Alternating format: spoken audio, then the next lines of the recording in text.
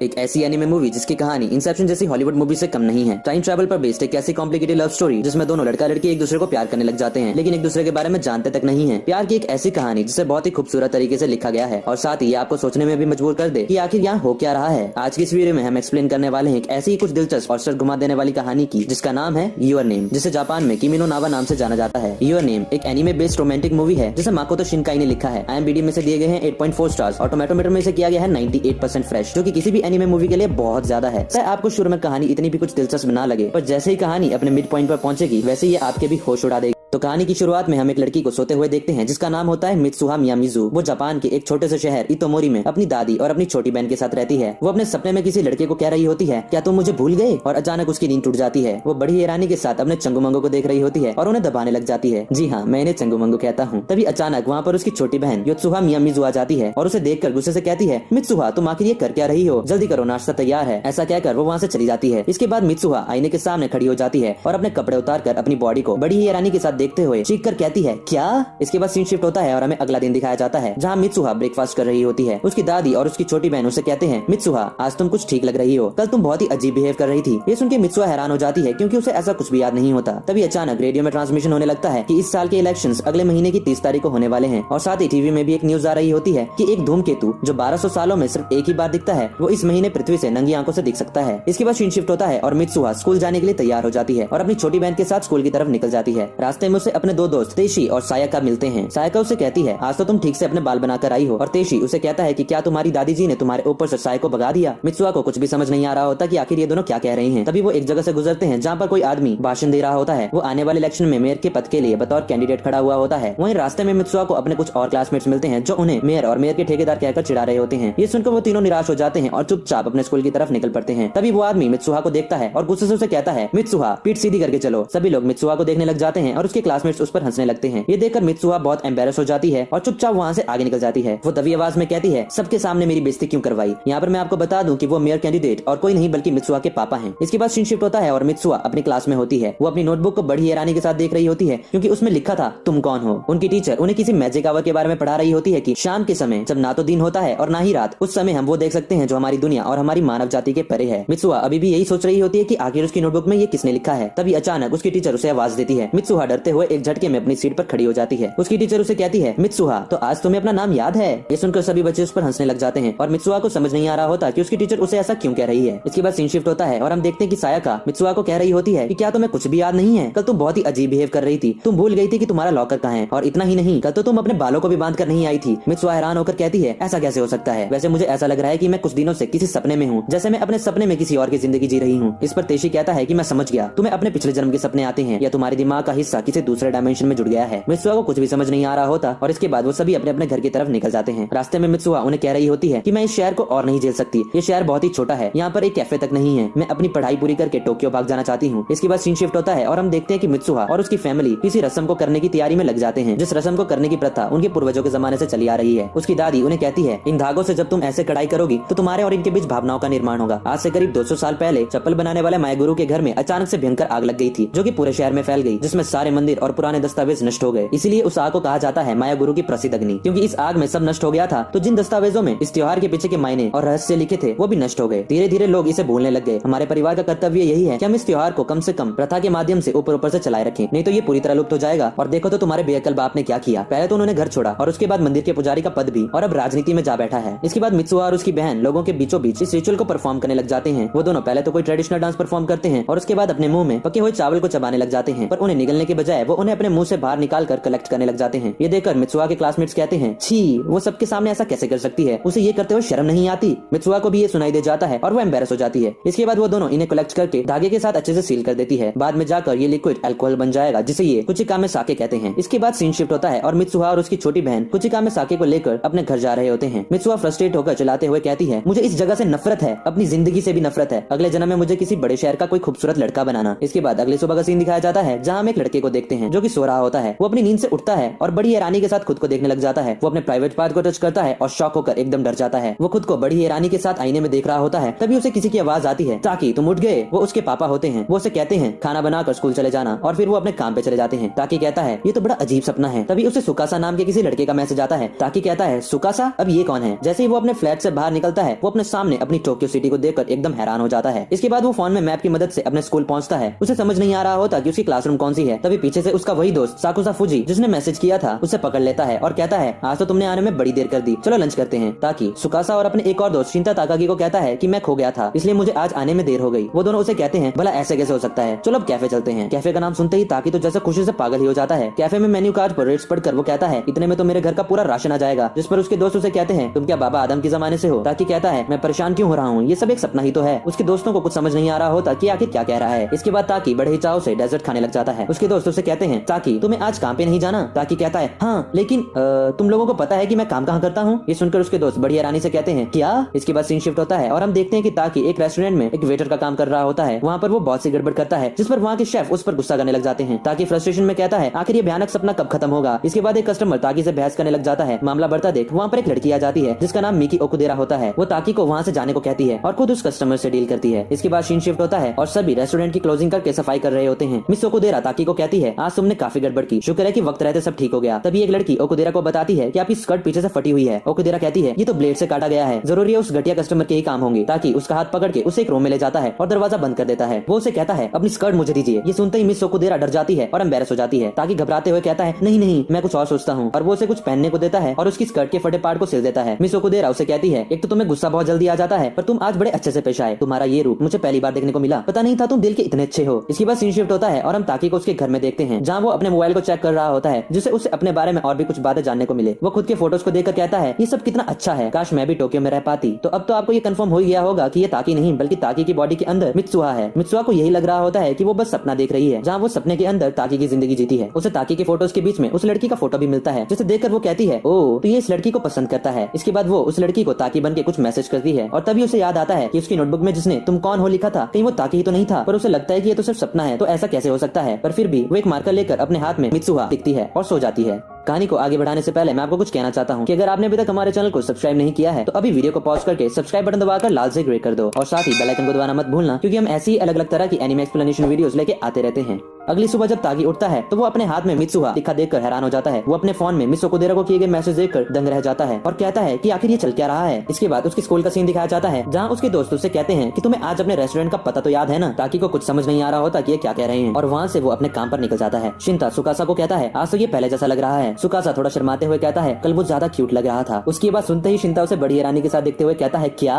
इसके बाद हम ताकि को देखते हैं जो रेस्टोरेंट में एंटर होते ही अपने सामने अपने बाकी कलीग्स को बहुत गुस्से में खड़े देखता है। वो सभी उस पर इसलिए गुस्सा होते हैं क्योंकि वो सभी भी मिस ओकुदेरा को लाइक करते हैं, और ताकि को गुस्से से कहते हैं ताकि तो कल तुम मिस ओकुदेरा को उनके घर छोड़ने गए थे, तुम हमारा पत्ता काट रहे हो। ताकि को यह सुनकर विश्वास नहीं होता और उसे कुछ समझ नहीं आ रहा होता है कि भला ऐसा कैसे हो सकता है। तभी वहाँ पर मिस ओकुदेरा आ जाती है और ताकि को आंख मारकर अंदर चली जाती है। ये देखकर तो ताकि के जैसे होश ही उड़ जाते हैं और उसका मुंह तो शर्म के मारे पूरा लाल ही हो जाता है। वहीं दूसरी तरफ मित्सुहा भी अपनी नींद से उठती है और देखती है कि उसके हाथ में तो किसी ने बहुत कुछ लिख रखा होता है। तभी उसकी छोटी बहन वहाँ आती है और उसे गुस्से में कहती है क्या हुआ, तुम आज कोई उठपटांग हरकत नहीं कर रही हो, फटाफट खाना खाने आओ। और वो वहाँ से चली जाती है। मित्सुहा का ये सुनकर शर्म के मारे मुंह लाल हो जाता है और मन में सोचने लग जाती है कैसी उठपटांग हरकतें। इसके बाद जैसे ही वो अपने क्लासरूम एंटर करती है सभी उसे बड़ी हैरानी के साथ देखकर उसके बारे में बातें करने लगते हैं। वो सायका को पूछती है कि सब लोग मुझे इस तरह से घूर क्यों रहे हैं, तो सायका इस पर कहती है तुमने कल हरकतें ही कुछ ऐसी की थी। इसके बाद अगला दिन दिखाया जाता है जब मित्सुहा के शरीर के अंदर फिर से ताकि था। जब मित्सुहा यानी कि ताकि क्लासरूम में स्केचिंग कर रहा होता है तब उसके क्लासमेट्स उसे देखकर उसके बारे में बातें करने लगते हैं, तो वो गुस्से में अपनी टांग से अपना स्केच पटक देता है। और अगले दिन जब मित्सुहा को पता चलता है कि उसने पिछले कल ऐसा कुछ किया था तब वो हैरान हो जाती है, क्योंकि उसे तो कुछ भी इस बारे में याद ही नहीं होता। वो फटाफट अपने घर की तरफ भागती है और अपनी नोटबुक को देखती है जहाँ किसी ने बहुत सी बातें लिख रखी थी। वहीं दूसरी तरफ ताकि भी अपने फोन की डायरी में नोट्स देखता है और दोनों एक साथ कहते हैं इसका मतलब ये सब कोई मामूली सपना नहीं है, उस सपने में मैं और वो तो सच में जगह बदल रहे हैं। इसके बाद कुछ दिनों तक ऐसा ही चलता रहता है और वो एक दूसरे की जिंदगी में बहुत सी गड़बड़ करते हैं। अब उन्हें फाइनली समझ आ गया होता है कि वो हर दूसरे दिन जब सोकर उठते हैं तब उनके शरीर आपस में बदल चुके होते हैं। जगह बदलने के बाद उन दोनों ने क्या क्या किया ये उन्हें ना के बराबर याद रहता है, पर आसपास हुए बदलाव और लोगों के रिएक्शन से उन्हें पता लग ही जाता है कि उन्होंने क्या क्या कारनामे किए। इसलिए उन दोनों ने एक दूसरे के लिए कुछ रूल्स बनाए कि वो क्या क्या करेंगे और क्या क्या नहीं करेंगे। और साथ ही सोने से पहले उन्होंने सारा दिन जो कुछ भी किया उस सब का रिकॉर्ड एक दूसरे की डायरी में लिख कर रखना शुरू कर दिया। लेकिन इसके बावजूद भी इन दोनों ने एक दूसरे की जिंदगी की ऐसी की तैसी करने में कोई कसर नहीं छोड़ी। ऐसा ही और भी बहुत दिनों तक चलता रहा और ताकि मित्सुआ की इमेज एक बहुत ही बोल्ड लड़की की तरह बना दी, जो बहुत ही डेयरिंग थी, जो स्कूल में काफी मशहूर थी और लड़की जिसके पीछे पागल थे। और साथ ही मित्सुआ ने ताकि की इमेज एक बहुत ही स्वीट और केयरिंग लड़के की तरह बना दी और वो मिस ओकुदेरा के साथ अपनी नजदीकी बढ़ाती चली गई, जिससे अब मिस ओकुदेरा ताकि को चाहने लग गई थी। वो दोनों एक दूसरे की इन हरकतों से बेहद परेशान थे। वो बस चाहते थे कि उनकी जिंदगी जैसी है वैसी ही रहे, उसके साथ कोई छेड़छाड़ ना हो। इसके कुछ दिनों बाद एक सुबह ताकि मित्सुआ के शरीर में उठता है। वो हमेशा की तरह उठते ही अपने चंगू मंगू दबाने ही वाला होता है कि तभी रुक जाता है और कहता है मुझे ये नहीं करना चाहिए। इसके बाद उसकी छोटी बहन वहाँ आती है और जैसे ही दरवाजा खोल के अपनी बहन मित्सुआ को देखती है तो वो हमेशा की तरह अपने चंगू मंगू दबा रही होती है। ये देखकर वो कहती है तुम ये उठपटांग हरकतें करना कब बंद करोगी, चलो अब जल्दी करो, हमें निकलना भी है। इसके बाद हम देखते हैं कि वो लोग पहाड़ों की ट्रैकिंग करते हुए कहीं जा रहे होते हैं। उन्होंने जो रिचुअल परफॉर्म करके कुचिका में साके बनाई थी, आज उन्होंने वो अपने मियामिज़ू की देवता को चढ़ानी है। मित्सुहा यानी कि ताकि दादी को अपनी पीठ पर चढ़ा देता है। दादी उन दोनों को कहती है क्या तुम्हें पता है मुसुबी क्या होता है? मुसुबी दरअसल एक जरिया है जिससे हम अपने रक्षक देवताओं से बात कर सकते हैं। जब हम कुछ खाते या पीते हैं तब ये तत्व हमारे शरीर से जा मिलते हैं, जो इंसानों और देवताओं के मिलाप का एक जरिया है। और आज जो हम भेंट चढ़ाने आए हैं वो भी एक अनोखा जरिया है हमारे और देवताओं के मिलाप का। फाइनली वो कुछ देर बाद अपनी डेस्टिनेशन में पहुंच जाते हैं। मित्सुहा यानी कि ताकि बड़ी हैरानी के साथ कहता है तो क्या यही है मियामिज़ू की देवता की कब्र? वहाँ जाने के लिए उन्हें एक छोटी सी नदी पार करनी होती है। उसकी दादी उसे कहती है इस जगह को पार करते ही काकुरियो है। काकुरियो मतलब पाताल। अपनी दुनिया में वापस जाने के लिए तुम्हें वो सब यहाँ छोड़ना होगा जिसके लिए तुमने इतनी मेहनत की थी, मतलब कि कुचिका में साके को। ये एक तरह का तुम्हारा आधा हिस्सा है जो तुम मियामिज़ू की देवता को भेंट चढ़ाओगी। इसके बाद वो दोनों उस गुफा के अंदर जाके उसे वहाँ समर्पित कर देते हैं। इसके बाद वापस आते हुए उसकी छोटी बहन उसे एक जगह लाती है जहाँ सामने एक बहुत ही सुंदर लेक होती है। उसकी छोटी बहन उसे कहती है शायद हमें वहाँ वो धूमकेतु भी दिख जाए, पर ताकि को समझ नहीं आ रहा होता कि किस धूमकेतु की बात कर रही है। तभी उसकी दादी उसे कहती है मित्सुहा तुम अभी भी सपना देख रही हो ना? तभी अचानक ताकि की नींद टूट जाती है और वो देखता है कि उसकी आंखों में तो आंसू होते हैं, पर उसे समझ नहीं आ रहा होता कि ऐसा क्यों है। तभी उसे मिस ओकुदारा का मैसेज आता है और वो मैसेज देखकर एकदम शॉक हो जाता है क्योंकि उसे पता चलता है कि आज तो उसकी डेट है। दूसरी तरफ मित्सुहा भी आज अपने शरीर में होती है और अपनी नींद से उठती है। वो स्कूल के लिए तैयार हो रही होती है कि तभी उसे याद आता है कि आज तो ताकि की ओकुदेरा के साथ डेट है, जो उसका ही प्लान था। पर वो आईने में खुद को एकदम से रोता हुआ देखती है। शायद उसे यहाँ पर रियलाइज हो जाता है कि उसके दिल में भी ताकि के लिए फीलिंग्स है। और वहीं ताकि मिस ओकुदेरा के साथ बहुत ही स्ट्रेंज बिहेव कर रहा होता है। वो बहुत ही नर्वस होता है, उसे कुछ भी समझ नहीं आ रहा होता कि वो क्या करे क्या ना करे। मिस ओकुदेरा भी एक जगह उसे कहती है ताकि ऐसा लग रहा है जैसे आज तुम नहीं कोई और हो। शाम को घर लौटते वक्त वो ताकि को कहती है ताकि तुम्हें मैं हमेशा से ही पसंद थी ना, पर अब ऐसा लग रहा है जैसे तुम्हें कोई और पसंद है। इसके बाद ओकुदेरा वहाँ से अपने घर चली जाती है और ताकि अपने फोन में लिखा हुआ मित्सुआ का एक नोट पढ़ता है। मित्सुआ ने उसे लिख रखा होता है तब तक तुम्हारी डेट खत्म होगी तब तक धूमकेतु के निकलने का समय हो जाएगा। पर ताकि को समझ नहीं आ रहा होता कि ये किस धूमकेतु की बात कर रही है, क्योंकि आसमान में तो कोई धूमकेतु होता ही नहीं है। वहीं दूसरी तरफ हम देखते हैं कि मित्सुहा किमोनो पहनकर आई होती है क्योंकि आज वहाँ पर एक त्योहार होता है जो वो हर साल पतझड़ मौसम में बनाते हैं। उसे देख के उसके फ्रेंड्स एकदम हैरान हो जाते हैं क्योंकि मित्सुआ ने अपने बाल काट दिए होते हैं। उन्हें समझ नहीं आ रहा होता कि मित्सुआ ने ऐसा क्यों किया। इसके बाद वो त्योहार मनाने कहीं जा रहे होते हैं। तभी मित्सुआ और उसके दोस्त आसमान में वही धूमकेतु देखते हैं जो न्यूज में कहा गया था कि ये पृथ्वी के करीब से गुजरने वाला है। मित्सुआ उस खूबसूरत नजारे को देख ही रही होती है कि तभी वो धूमकेतु टूट जाता है और उसका एक टुकड़ा पृथ्वी की तरफ गिरने लगता है। इस दिन के बाद फिर कभी मित्सुहा और ताकि ने अपने शरीर नहीं बदले। ताकि हर दिन इसी उम्मीद के साथ उठता था कि क्या पता आज उसका शरीर फिर से मित्सुहा के साथ बदल जाए, पर ऐसा अब होता ही नहीं था। उसकी जिंदगी ऐसे ही आगे चलती रहती है और वो धीरे धीरे जो कुछ हुआ ये सब भूलने भी लग गया था। वो अपनी बच्ची कुछ यादों और थोड़ा इंटरनेट के सहारे से इतोमोरी शहर की कुछ तस्वीरें बनाता है जो वो मित्सुहा के शरीर में होता था तब देखा करता था। एक दिन वो ये सब तस्वीरें लेके उस जगह को ढूंढने निकल पड़ता है क्योंकि वो मित्सुहा से मिलना चाहता था। उसके दोस्तों को ये पता नहीं होता कि ये किसको ढूंढने जा रहा है, पर फिर भी वो उसे अकेला जाने नहीं देते हैं और उसके साथ मिस ओकुदेरा और सुकासा उसे कंपनी देने आ जाते हैं। क्योंकि ताकि अब बहुत सी चीजें भूल गया था तो उसे उस जगह का नाम भी याद नहीं होता। वो बस अपनी बनाई हुई उस लेक की तस्वीर के सहारे उस जगह को ढूंढने निकल पड़ता है। वो बहुत जगह भटकता है, ना जाने कितनों को पूछता है, पर किसी को भी उस जगह के बारे में कुछ भी पता नहीं होता। बहुत ढूंढने के बाद एट लास्ट वो हार मान ही लेता है और वापस टोक्यो जाने का फैसला लेता है। रास्ते में वो तीनों एक रामेन शॉप में कुछ खाने को रुकते हैं। तभी वहाँ पर उस शॉप का मालिक उसकी बनाई गई तस्वीर देख के कहते हैं कि ये तो इतोमोरी की तस्वीर है। ताकि को भी ये नाम सुनते ही याद आ जाता है कि हाँ उस जगह का नाम इतोमोरी ही तो था। वो उन्हें कहता है कि ये इतोमोरी शहर कहाँ है, जिस पर उस शॉप के मालिक निराश होकर उसे कहने वाले होते हैं कि इतोमोरी शहर तो। तभी उसके दोस्तों को भी कुछ याद आ जाता है और जोर से कहते हैं कि कहीं वहीं पर तो वो धूमकेतु नहीं गिरा था। इसके बाद सीन शिफ्ट होता है और हम देखते हैं कि वो सब उस जगह पहुंच जाते हैं। ताकि अपनी आंखों से वो खौफनाक दृश्य देखता है जहाँ हर तरफ सब कुछ कब का तबाह हो चुका था। वहाँ पर तो एक बहुत बड़ी झील के सिवाय कुछ नहीं होता और साथ ही धूमकेतु की वजह से वहाँ पर एक और छोटी झील बन गई थी। उसके दोस्त कहते हैं कि इसको पक्का कोई गलतफहमी हुई होगी। ताकि कहता है नहीं ये वही जगह है, ये पहाड़, ये स्कूल का बगीचा, ये स्कूल की बिल्डिंग सब वही तो है। जिस पर उसका दोस्त सुकासा उसे कहता है पर ऐसा कैसे हो सकता है, तुम्हें 3 साल पहले की वो घटना याद तो होगी ही जिसमें सैकड़ों लोग धूमकेतु के गिरने की वजह से मारे गए थे। ताकि ये सुनते ही एकदम दंग रह जाता है क्योंकि वो कुछ दिन पहले ही तो मित्सुआ के शरीर में इस जगह पर था। वो घबराते हुए कहता है मर गई 3 साल पहले, ऐसा कैसे हो सकता है। वो अपने दोस्तों को अपना फोन बाहर निकाल कर मित्सुआ के द्वारा लिखे गए नोट्स दिखाने लगता है, पर वो देखता है कि वहाँ तो कुछ भी नहीं होता। उसे कुछ भी समझ नहीं आ रहा होता कि ये सब उसके साथ आखिर हुआ क्या। तो यहीं पर आ जाता है हमारी इस कहानी का दिमाग घुमा देने वाला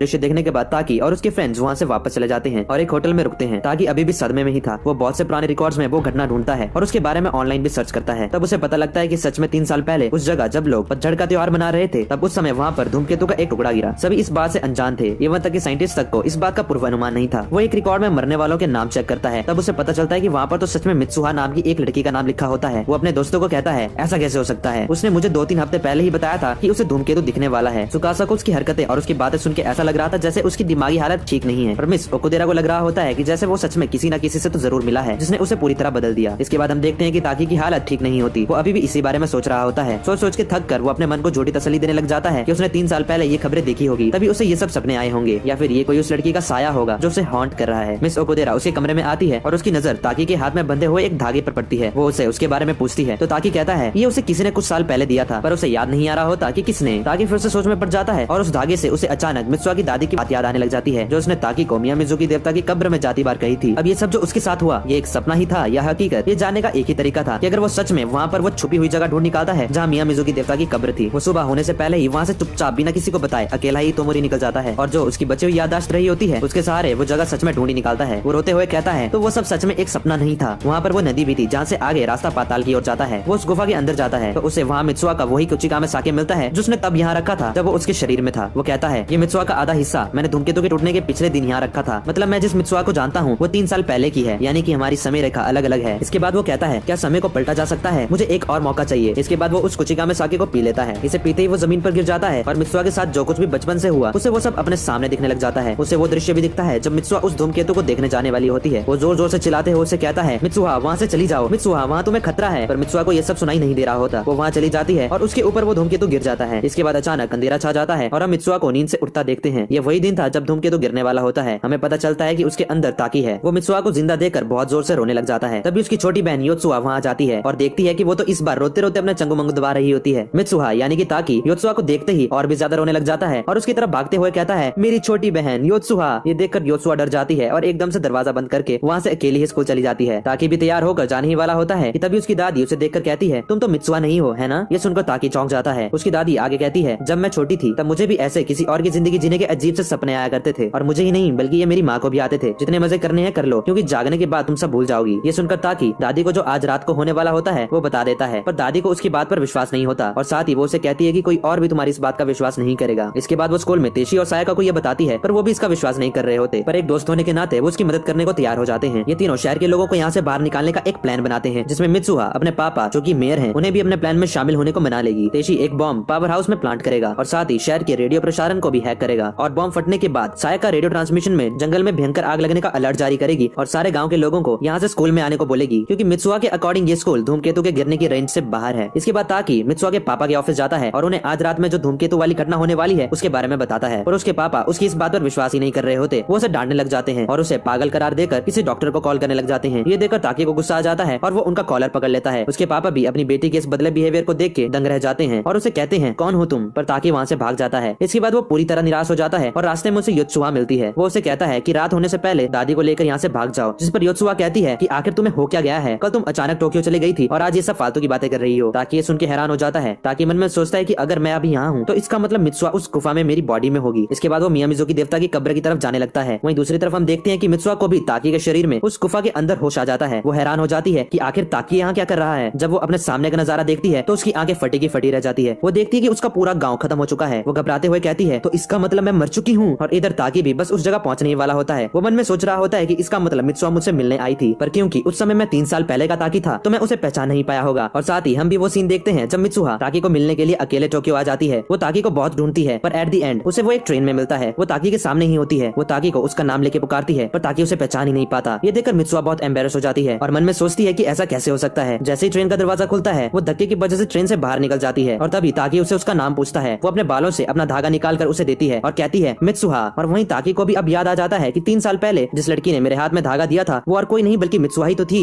इसके बाद वो भी उसी जगह पहुंच जाता है जिस जगह मित्सुहा भी थी। दोनों एक ही जगह थे पर अलग अलग समय में। ताकि मित्सुहा को आवाज देता है। वो दोनों एक दूसरे को सुन पा रहे होते हैं पर देख नहीं पा रहे होते। जैसे ही सूरज जलने वाला होता है और शाम हो जाती है वैसे ही अचानक ये दोनों एक दूसरे के आमने सामने होते हैं। वो भी अपने अपने शरीर में एक दूसरे को आमने सामने देखकर इनकी आंखों में आंसू आ जाते हैं। ताकि उसे कहता है तुम बहुत दूर चले गई थी, मैं यहाँ तुम्हारे लिए आया हूँ। मित्सुहा कहती है पर कैसे, मैं तो मर गई थी ना। जिस पर ताकि कहता है मैं तुम्हारा रखा कुचिका में साके पी गया। ये सुनते सुनते ही मित्सुआ का मुंह शर्म के मारे लाल हो जाता है और उस पर गुस्सा करने लग जाती है और साथ ही उसे कहती है तुमने मेरे शरीर के साथ उटपटांग हरकतें भी की थी। ताकि घबराते हुए कहता है ये सब तुम्हें कैसे पता चला, जिस पर मित्सुआ कहती है योत्सुहा से। इसके बाद ताकि अपने हाथ पर लगा उसका धागा उसे वापस लौटा देता है और उसे क्लियर कर देता है कि जिस वक्त उसने उसे धागा दिया था उस वक्त वो उसे जानता ही नहीं था। साथ ही वो उसे बता देता है कि अब उसे आगे क्या करना है और वो कहता है कि इससे पहले कि सूरज ढल जाए हम एक दूसरे का नाम अपने अपने हाथ में लिख लेते हैं ताकि हम एक दूसरे को ना भूलें। ताकि मित्सुआ के हाथ में तो लिख देता है पर मित्सुआ सूरज ढलने की वजह से उसके हाथ पर अपना नाम नहीं लिख पाती और वो दोनों एक दूसरे के सामने से गायब हो जाते हैं। ताकि को उसका नाम पर याद होता है लेकिन जैसे ही वो अपने हाथ में उसका नाम लिखने लगता है वैसे ही वो भूल जाता है। इवन तक कि वो ये भी भूल जाता है कि वो आखिर है कौन। वहीं दूसरी तरफ मित्सुआ फटाफट से अपने गांव की तरफ निकलती है। इसके बाद वो तेशी के साथ अपने गांव के पावर हाउस में बॉम्ब प्लांट करती है। आसमान में भी अब धूमकेतु नजर आ रहा होता है। जैसे ही धमाका हो जाता है पूरे शहर की बिजली जाने लग जाती है और सायाका रेडियो ट्रांसमिशन में अलर्ट जारी कर देती है कि अभी अभी एक धमाका हुआ है जिससे जंगल में आग लग गई है, जल्दी से सभी गांव वाले स्कूल की तरफ आए। वहीं हम देखते हैं कि लोगों को इस ट्रांसमिशन से जरा भी फर्क नहीं पड़ रहा होता, वो इसे नजरअंदाज कर देते हैं। मित्सुआ और तेशी उन्हें यहाँ से भगाने की बहुत कोशिश करते हैं पर कोई भी उनकी बात नहीं मान रहा होता। वहीं मेयर भी इस ट्रांसमिशन के सोर्स को पता करने लग जाता है। तेशी मित्सुआ को कहता है किसी भी हालत में अपने पापा को मनाओ, उनके ऑर्डर के बिना कोई यहाँ से बाहर नहीं जाएगा। मित्सुआ अपने पापा के ऑफिस की तरफ भागती है और भागते भागते ये रियलाइज करती है कि वो ताकि का नाम भूल गई है और नाम ही नहीं वो ये भी भूल गई है कि जो इंसान उसके लिए बहुत प्यारा था आखिर वो है कौन। वो ऊपर आसमान में धूमकेतु को टूटते हुए देखती है और नीचे गिर जाती है। उसे याद आता है कि किसी ने उसके हाथ में एक दूसरे को ना भूलने के लिए नाम लिखा था। वो देखती है कि वहाँ पर कोई नाम नहीं बल्कि आई लव यू लिखा होता है। वो हंसते हुए कहती है इसे मुझे तुम्हारा नाम नहीं याद आएगा बेवकूफ, और वापस भागने लग जाती है। वहीं हम देखते हैं कि मेयर और उसके आदमी सायका और तेशी को पकड़ लेते हैं और रेडियो में ट्रांसमिशन करते हैं कि पिछला किया गया अलर्ट फेक था। उधर सारी तरफ पूरी दुनिया में यह बात फैल जाती है कि धूमकेतु तो टूट गया और ये किसी गाँव में गिरेगा। 3 साल पहले का ताकि भी ये नजारा देख रहा होता है। इसके बाद हम देखते हैं कि फाइनली मित्सुआ अपने डैड के पास पहुंच गई होती है और इसके बाद सीन शिफ्ट होता है और हम देखते हैं कि वो धूमकेतु का टुकड़ा इतोमोरी में गिर जाता है। कहानी को आगे बढ़ाने से पहले मैं आपको कुछ कहना चाहता हूँ कि अगर आपने अभी तक हमारे चैनल को सब्सक्राइब नहीं किया है तो अभी वीडियो को पॉज करके सब्सक्राइब बटन दबाकर लाल से ग्रे कर दो और साथ ही बेल आइकन को दबाना मत भूलना क्योंकि हम ऐसे ही अलग अलग तरह की एनिमे एक्सप्लेनेशन वीडियोस लेके आते रहते हैं। अगली सुबह हम ताकि को नींद से उठते देखते हैं। वो रात को यहीं सो गया था। ताकि अब सब भूल चुका होता है और कहता है मैं आखिर यहाँ क्या कर रहा हूँ। इसके बाद ऐसे ही कई दिन कई महीने और कई साल गुजर जाते हैं और ताकि हमेशा किसी को ढूंढता रहता है पर उसे खुद ही नहीं पता होता कि वो किसे ढूंढ रहा है। उसे ऐसा हमेशा फील होता रहता है जैसे वो अधूरा है, जैसे वो कुछ तो भूल गया है पर उसे पता नहीं होता कि वो क्या है। ताकि का नेचर भी अब बहुत ही बदल गया होता है और वो अपने में ही खोया खोया रहता है। उसकी इसी अजीब आदतों की वजह से उसे कहीं जॉब भी नहीं मिल पा रही होती है। वो अपने पुराने दोस्तों के साथ गप्पे मार रहा होता है तभी उसे बहुत समय बाद मिस ओकुदेरा का मैसेज आता है जो बहुत समय बाद कुछ काम से यहाँ आई थी। वो दोनों काफी समय बाद मिलते हैं और अपनी पुरानी बातें फिर याद करते हैं। ओकुदेरा उसे कहती है याद है जब तुम हाई स्कूल में थे तब हम एक बार इतोमोरी गए थे। ताकि उसे कहता है हाँ मुझे वो याद है। उस बात को पूरे 5 साल हो गए हैं पर मुझे ये याद ही नहीं है कि मैं वहाँ किससे ढूंढने गया था। मैं अब काफी कुछ भूल सा गया हूँ। मुझे बस इतना याद है कि मैंने पूरी रात वहाँ पहाड़ में अकेले ही बिताई थी। ना जाने क्यों तब मेरी बहुत दिलचस्पी उस धूमकेतु वाली घटना में थी। धूमकेतु के आधे हिस्से ने एक शहर को तबाह कर दिया था लेकिन हैरानी की बात तो ये थी कि सभी लोग जिंदा बच गए। उस वक्त मैंने इस बारे में बहुत सी खबरें पढ़ी थी। उस वक्त जिस चीज में मैं खोसा गया था आज मैं उस चीज को भूल सा गया हूँ। इसके बाद सीन शिफ्ट होता है और हम देखते हैं कि ताकि एक रेस्टोरेंट में बैठा होता है। उस रेस्टोरेंट में मित्सुआ के वो 2 दोस्त तेशी और सायका भी बैठे होते हैं। ताकि उन्हें देखता तो है पर पहचान नहीं पाता। इसके बाद वो एक ब्रिज से गुजर रहा होता है तभी उसके पास एक लड़की गुजरती है जिससे उसे एक अजीब सा एहसास होता है। वो पीछे मुड़ के उसे देखता है और आगे चला जाता है। वो लड़की भी उसे पीछे मुड़ के देखती है और आगे चली जाती है। इसके बाद आता है इस कहानी का क्लाइमैक्स सीन जब कुछ दिनों बाद ताकि एक ट्रेन में सफर कर रहा होता है तभी उसे अपने सामने एक दूसरी ट्रेन में एक लड़की दिखती है। वो और कोई नहीं बल्कि मित्सुआ होती है। वो दोनों कुछ सेकंड्स तक एक दूसरे को देखते हैं और उन्हें गूज़बम्स आ जाते हैं। वो दोनों अगले स्टेशन में रुकते हैं और एक दूसरे की तरफ पागलों की तरह भागते हैं। वो एक दूसरे को हर जगह ढूंढते हैं फिर जाके कहीं वो स्टेयर्स के सामने आमने सामने आ जाते हैं। वो दोनों एक दूसरे को पहचान ही नहीं पाते पर उन्हें एक अलग सा एहसास महसूस होने लगता है। वो चुपचाप किसी अजनबी की तरह एक दूसरे के पास से आगे निकल जाते हैं। दोनों बहुत ही बुरी तरह घबरा रहे होते हैं। तभी ताकि हिम्मत करके उसे कहता है हम लोग शायद पहले भी कभी मिल चुके हैं है ना। मित्सुआ की आंख में आंसू आ जाते हैं और हंसते हुए कहती है हाँ शायद। दोनों को ऐसा लग रहा होता है जैसे वो जिसे इतनी सालों से ढूंढ रहे थे वो आखिरकार उन्हें मिल ही गया हो। फिर दोनों एक साथ एक दूसरे को कहते हैं लेकिन तुम्हारा नाम। और इसी के साथ हमारी प्यारी लव स्टोरी यहीं पे खत्म हो जाती है। हाँ मैं जानता हूँ अभी आपके दिमाग में बहुत से सवाल आ रहे होंगे, बहुत सी बातें होगी जो आपको समझ नहीं आ रही होगी। आपके दिमाग में आ रहा होगा कि आखिर ये सब था क्या। तो ज्यादा टेंशन मत लो, शांत हो जाओ। जैसे कि मैंने आपको प्रॉमिस किया था कि मैं वीडियो के एंड में आपको सब एक्सप्लेन करूंगा। तो सुनो,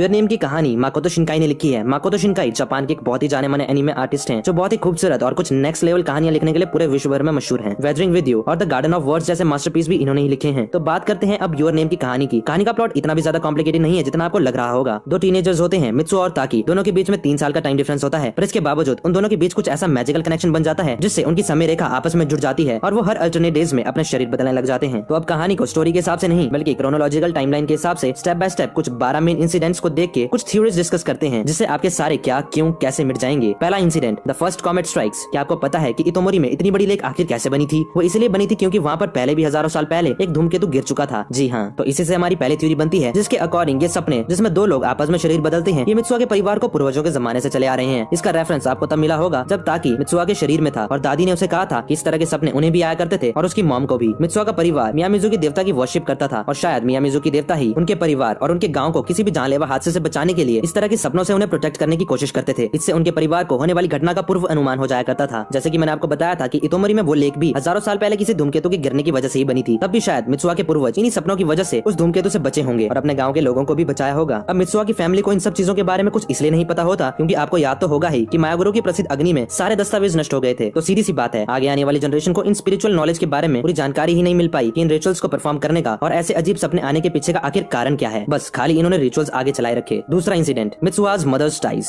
जब मित्सुआ पैदा हुई तो उसके 2 साल बाद उसकी मॉम की किसी बीमारी की वजह से डेथ हो गई, जिसके बाद उसके पापा पूरी तरह टूट गए और घर बार छोड़कर पॉलिटिक्स में चले गए। उन्होंने मंदिर के रिचुअल्स परफॉर्म करना भी इसलिए छोड़ा क्योंकि उनका भगवान से भरोसा उठ चुका था। दादी ने ही मित्सुआ और उसकी बहन को पाला पोसा और उन्हें रिचुअल्स परफॉर्म करने सिखाए। तीसरा इंसिडेंट, मित्सुआ परफॉर्म्स कुचिकामे साकी रिचुअल। जब मित्सुआ ने रिचुअल परफॉर्म करके अपना कुचिकामे साकी बनाया तो उससे अपने मिया मिजुकी देवता को चढ़ाने से पहले उसने एक विश मांगी थी कि वो अगले जन्म में टोक्यो सिटी का कोई हैंडसम लड़का बनना चाहती है। अब इस इंसिडेंट पर भी बेस कुछ थ्योरीज बनी है जो ये जस्टिफाई करती है कि ताकी और मित्सुआ की बॉडी स्वैपिंग आखिर क्यों और कैसे हो रही थी। एक तो हमने पहले ही देख लिया कि मिया मिजुकी देवता ही मित्सुआ की फैमिली को किसी भी अनहोनी से प्रोटेक्ट करने के लिए ऐसी बॉडी स्वैपिंग करते थे। और दूसरी थ्योरी इस कुचिकामे साकी रिचुअल पर बेस्ड है। थ्योरी को बताने से पहले मैं आपको बता दूं कि जापानीज कल्चर में लाल धागे की बहुत ही ज्यादा अहमियत है। वो मानते हैं कि जब कोई अपने हाथों से धागे को बनाता है तो उनके और उनके नेचर के बीच में एक स्ट्रॉन्ग इमोशन बिल्ट होता है। ये एक तरह का जरिया होता है सीधा भगवान से कनेक्शन बनाने का। और साथ ही जब वो ये लाल धागा अपने लव्ड वन को देते हैं तो उनके बीच में भी एक स्ट्रॉन्ग स्पिरिचुअल कनेक्शन बिल्ट होता है। ये कनेक्शन उनके बीच लव, फेथ, प्रोटेक्शन और होप को सिंबलाइज करता है। हम भी तो हमारे कल्चर में ऐसा ही कुछ मानते हैं कि पुजारी जब हमारे हाथ में लाल डोरी बांधता है तब उससे हमारे और भगवान के बीच में एक कनेक्शन बनता है। दूसरी थ्योरी के अकॉर्डिंग मित्सुआ ने रिचुअल्स को परफॉर्म करने से पहले अपने हाथों से एक लाल धागा बनाया था। उसने वही धागा रिचुअल को परफॉर्म करती बार पहन रखा था, जिससे उसके और उसके इतोमोरी शहर के बीच एक कनेक्शन बन गया। रिचुअल परफॉर्म करने के बाद उसने जो विश मांगी थी कि वो दूसरे जन्म में किसी बड़े शहर का खूबसूरत लड़का बनना चाहती है, उसने उस वक्त अपने हाथ में अपना कुचिकामे साके भी पकड़ रखा था। आपको याद तो होगा ही कि दादी ने भी एक जगह बताया था कि कुचिकामे साके उसका आधा हिस्सा रिप्रेजेंट करता है। तो फिर क्या इन सब चीजों और इस रिचुअल की वजह से एक ऐसा कनेक्शन बिल्ड हुआ जिसकी वजह से उसकी ये विश 3 साल बाद वाले ताकी के साथ शरीर बदल के पूरी हुई। उसने अपना आधा हिस्सा ताकी के साथ शेयर किया जो कि उसकी एक तरह की नेक्स्ट लाइफ थी, क्योंकि वो 3 साल बाद वाले समय में इस दुनिया में तो थी ही नहीं बल्कि कब की मर चुकी थी, पर फिर भी ताकी बनकर जिंदगी जी रही थी। चौथा इंसिडेंट, ताकी सबमिटेड कुचिकामे साके फ्रॉम मित्सुआ's बॉडी। एक दिन ताकी मित्सुआ की बॉडी में उठता है और अपनी दादी और छोटी बहन के साथ मिया मिजुकी देवता की कब्र पर जाकर मित्सुआ का बनाया हुआ कुचिकामे साके समर्पित कर देता है। इस इंसिडेंट पर भी बेस्ड एक थ्योरी है जिसे हमें हमारे एक क्वेश्चन का आंसर मिल जाता है कि आखिर एक सीन में जब मित्सुआ और ताकी सोकर उठते हैं तो वो अचानक रोने क्यों लग जाते हैं। तो थ्योरी के अकॉर्डिंग जब ताकी को मित्सुआ की बॉडी में रहकर कुचिकामे साके श्राइन में समर्पित करने जाना पड़ जाता है तब उसे एक जगह एक नदी क्रॉस करनी होती है। आपको याद तो होगा ही कि मित्सुआ की दादी ने उसे उस वक्त बताया था कि इस नदी को क्रॉस करते ही तुम काकुरियो यानी कि पाताल में पहुंच जाओगे, तो वहाँ से तुम्हें वापस अपनी दुनिया में आने के लिए अपनी कोई बेशकीमती चीज यही भेंट चढ़ानी होगी। क्योंकि वो कुचिकामे साके तो ताकी का था ही नहीं, तो उसने वहाँ इसका मतलब अपनी ओर से कुछ भी भेंट नहीं चढ़ाया, जिसकी वजह से उसे अपना मित्सुआ के साथ कनेक्शन सेक्रीफाइस करना पड़ गया। यानी कि आज के बाद ताकी और मित्सुआ ना ही कभी शरीर बदलेंगे और ना ही एक दूसरे के बारे में कुछ याद रख पाएंगे। वो धीरे धीरे एक दूसरे को पूरी तरह से भूलने लग जाएंगे। इस बात से अनजान वो दोनों जैसे ही अगली सुबह अपने अपने शरीर में उठते हैं तो वो अपने आप को रोता हुआ पाते हैं। उनकी सोल को ये पता लग चुका था कि वो आज के बाद फिर कभी एक दूसरे को नहीं देख पाएंगे, ना ही वो अब एक दूसरे को याद भी रख पाएंगे। लेकिन उनके दिमाग को ये बात पता ही नहीं थी। वो कहीं ना कहीं एक दूसरे से बहुत अटैच हो चुके थे। वो एक दूसरे को कभी भी खोना नहीं चाहते थे। उनकी आत्माएं इस बात की वजह से रो रही थी, पर उनका दिमाग तो इस बात से अनजान ये समझ ही नहीं पा रहा होता कि वो क्यों रो रहे हैं। इसी वजह से मित्सुआ को भी अजीब सा ताकी को खोने का एहसास होता है और वो उसे ढूंढने टोक्यो निकल जाती है। इसी क्वेश्चन के और भी 2 डिफरेंट आंसर्स हैं। पहला तो ये कि उनकी सोल को ये पता लग चुका था कि मित्सुआ अब मरने वाली है, ये इनका बॉडी स्विचिंग का आखिरी दिन था। आज के बाद वो फिर कभी वापस एक दूसरे को देख नहीं पाएंगे। और दूसरा आंसर तो ये है कि मित्सुआ इसलिए रो रही थी क्योंकि उसे रियलाइज हो गया था कि वो भी ताकी को लाइक करती है, पर उसी ने ही ताकी की ओकुदेरा के साथ डेट फिक्स करवा दी, तो उसे इनसिक्योरिटी हो गई। बाकी ताकी क्यों रोया इस बात को ये आंसर जस्टिफाई नहीं करता। 5वां इंसिडेंट, मित्सुआ फाइंड्स ताकी।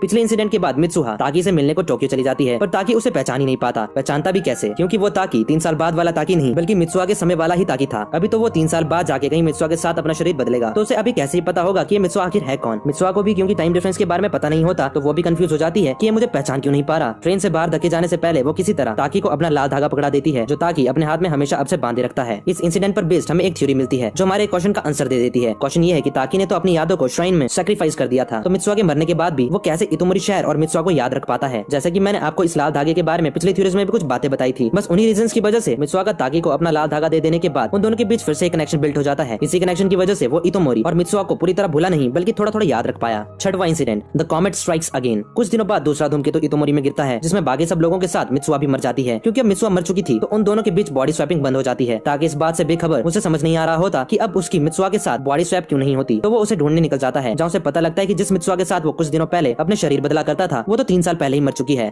7वां इंसिडेंट, ताकि विजिट्स द श्राइन। इसके बाद ताकि मिया मिजुकी देवता की कब्र के पास जाता है जहाँ वो मित्सुआ का आधा हिस्सा यानी कि कुशिकामे साके पी लेता है। उसे पीते ही उसके हाथ में लगाए हुए मित्सुआ के धागे की वजह से दोबारा कनेक्शन बिल्ड हो जाता है और वो एग्जैक्ट धूमकेतु के गिरने वाले दिन सुबह मित्सुआ के शरीर में उठता है। 8वां इंसिडेंट, ताकि ट्राइज टू सेव मित्सुआ। ताकि इतोमोरी के लोगों और मित्सुआ को बचाने की कोशिश करता है। 9वां इंसिडेंट, ताकी एंड मित्सुआ मीट। शाम को थक हार के वो श्राइन जाता है। सेम जगह में डिफरेंट समय में मित्सुआ और ताकी एक दूसरे के शरीर में होते हैं, पर अचानक वो दोनों एक दूसरे के आमने सामने होते हैं और अपने अपने शरीर में एक दूसरे से मिलते हैं। ताकि मित्सुआ को उसका वो लाल धागा वापस लौटा देता है जो उसने उसे 3 साल पहले दिया था। इस इंसिडेंट पर बेस्ड एक थ्योरी है जिसे हमें एक सवाल का जवाब मिल जाता है कि अगर मित्सुआ और ताकी के बीच 3 साल का टाइम डिफरेंस था तो वो एक ही जगह एक ही समय में कैसे मिल पाए। ऐसा इसलिए पॉसिबल हो पाता है क्योंकि जिस समय वो दोनों वहाँ होते हैं उस समय शाम हो जाती है और सूरज ढलने लग जाता है। इस समय को मैजिकल आवर माना जाता है, तो इन दोनों का टाइम डिफरेंस कुछ देर के लिए खत्म हो जाता है। आपको याद तो होगा ही कि मित्सुआ के टीचर ने भी इस मैजिकल आवर के बारे में शुरू में बताया था। 10वां इंसिडेंट, मित्सुआ सेव्स इतोमोरी। मित्सुआ अपने गांव को बचाने वापस लौट जाती है और ताकि भी मैजिक आवर खत्म होते ही अपने समय में वापस आ जाता है। इस वजह से एक नई टाइमलाइन क्रिएट हो जाती है जिसमें मित्सुआ और उसके गांव वाले कभी मरे ही नहीं होते। इस इंसिडेंट पर भी एक थ्योरी बनी है जिसे हमें इस क्वेश्चन का आंसर मिल जाता है कि एंड में आखिर मित्सुआ और इतोमोरी शहर के सभी लोग आखिर कैसे बच जाते हैं। इस थ्योरी के अकॉर्डिंग जब मित्सुआ अपने डैड के पास पहुंचती है तो उसके डैड मित्सुआ की बात मान लेते हैं और पूरे शहर के लोगों को मित्सुआ के प्लान के मुताबिक कोल बिल्डिंग में ले जाते हैं। अब आप सोच रहे होंगे कि वो आखिर अब मित्सुआ की बात कैसे मान गए, तो शायद आपको याद तो होगा ही कि एक सीन में मित्सुआ उनका गला पकड़ लेती है। तब वो उसे कहते हैं कौन हो तुम। इस सीन से हम जज कर सकते हैं कि उन्हें ये शक हो ही गया था कि मित्सुआ के अंदर इस वक्त कोई और है, और साथ ही क्योंकि मित्सुआ के परिवार में ये सपने पूर्वजों के जमाने से चले आ रहे हैं तो इसका मतलब उसके पापा ने भी ये सपने कभी ना कभी तो एक्सपीरियंस किए ही होंगे, तो वो समझ ही गए होंगे कि मित्सुआ सच कह रही है। 11वां इंसिडेंट, ताकि एंड मित्सुआ फॉरगेट। समय के साथ साथ वो दोनों एक दूसरे को भूलने लग जाते हैं। उनकी एक दूसरे के बारे में हर एक यादें मिट जाती है, पर उनका दिल अभी भी ये मानने को तैयार नहीं होता कि जैसे उनके साथ कभी कुछ हुआ ही ना हो। उनके दिल को हर पल एक दूसरे की कमी महसूस हो रही होती है और उनके दिमाग को पता ही नहीं होता कि किसकी कमी। वो हर पल सोचते रहते हैं कि आखिर वो है क्या चीज जिसके बिना वो नहीं रह सकते, जिसके लिए वो इतना बेचैन है। इस इंसिडेंट को जस्टिफाई करने के लिए भी एक थ्योरी है जो हमारे इस कहानी के सबसे बड़े क्वेश्चन का आंसर देती है। मैजिकल आवर खत्म होते ही ताकि मित्सुआ का नाम और धीरे धीरे उसकी एग्जिस्टेंस के बारे में ही क्यों भूल जाता है, और साथ ही मित्सुआ भी ताकि को क्यों भूलने लग जाती है। ऐसा इसलिए होता है क्योंकि अब ताकि मित्सुआ का वो धागा उसे वापस लौटा चुका होता है, जिससे उन दोनों के बीच का कनेक्शन ब्रेक हो जाता है। ये धागा ही तो था जो ताकि के श्राइन में अपनी यादों को भेंट चढ़ाने के बाद भी इन दोनों को एक दूसरे से कनेक्टेड रख पा रहा था। इस धागे की वजह से ही तो ताकि वहाँ तक पहुँच पाया और वापस बॉडी स्विच कर पाया। अब जब यही नहीं रहा तो इन दोनों के लिए एक दूसरे की एग्जिस्टेंस ना के बराबर हो जाएगी। 12वां इंसिडेंट, ताकि and Mitsuha find each other. काफी सालों के बाद दोनों एक दूसरे को ट्रेन में देखते हैं और उनके बीच में फिर से कनेक्शन बिल्ड होने लग जाता है। वो एक दूसरे की तरफ भागते हैं और फाइनली एक अलग से एहसास के साथ एक दूसरे का नाम पूछते हैं। इस इंसिडेंट पर बेस्ड एक थ्योरी से हमारे दूसरे सबसे बड़े सवाल का आंसर मिल जाता है कि आखिर ताकि और मित्सुआ के बीच में तो 3 साल का टाइम डिफरेंस था, फिर भी वो एक दूसरे को कैसे मिल पाते हैं। ये सुनने में बड़ा कंफ्यूजिंग लगता है, पर अगर आप गौर से थोड़ा सोचें तो आपको इसका जवाब खुद ही मिल जाएगा। तो जैसे कि हमें पता है कि ताकि और मित्सुआ के बीच में 3 साल का टाइम डिफरेंस था, तो 5 साल बाद वाला ताकि और 8 साल बाद वाली मित्सुआ एक ही समय में तो होंगे। दोनों किसी की तलाश कर रहे होते हैं, पर जैसे कि उन्हें कुछ याद नहीं होता किसकी। इतोमोरी तो पूरी तरह तबाह हो गया था, तो मित्सुआ भी अब प्रेजेंट टाइम में टोक्यो सिटी में रह रही थी। इसका मतलब अब वो दोनों एक ही समय में एक ही शहर में होते हैं, इसलिए वो दोनों मिल पाते हैं और फिर से उनका कनेक्शन आपस में बिल्ड हो जाता है। तो यहाँ पर मूवी को ओपन एंडिंग के साथ छोड़ दिया गया है। अब जो भी आप अपने हिसाब से सोचना चाहते हो कि आगे क्या हुआ होगा